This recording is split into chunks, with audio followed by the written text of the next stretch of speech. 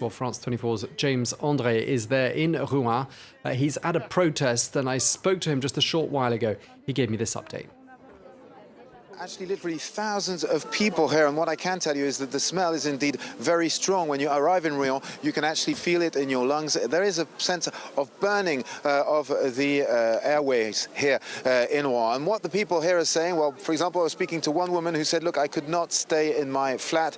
The smell was so strong. I had nausea, I had a terrible headache, and I had to move to my boyfriend's, who lives a bit further, and the situation there was better. But she was saying that she knows a lot of people who have found some weird traces in their gardens, and indeed she is extremely worried. Now what she says she wants transparency. She wants to be informed about what has been going on in that factory due to this fire. People here have not been convinced by what the préfet here has been telling them. What has been said is that there are no traces of asbestos. The authorities stress the fact that asbestos is the most dangerous element that could have been emitted in this fire, and they said there are no traces of it.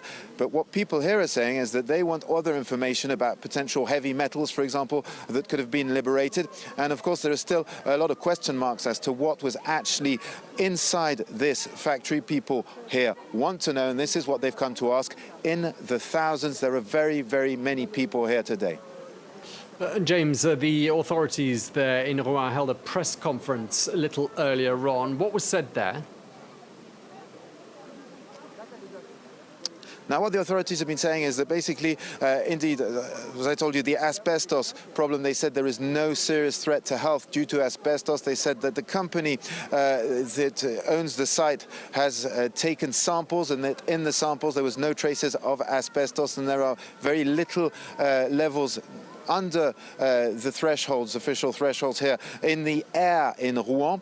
They also say that there are 160 drums of chemicals that have to be taken away, that these drums are damaged, and that if indeed they're not handled properly, some gas could be sent out into the atmosphere. The prefect also says that this smell that has been going on here for 5 days will technically, this is what is said, disappear once there is a large puddle, if you will, of chemical products that is inside the remains of the factory, and that is being pumped right now. They say the pumping should take the smell away. But in any case, despite what has been announced today, a lot of people here are still rather dubious about the situation. James André.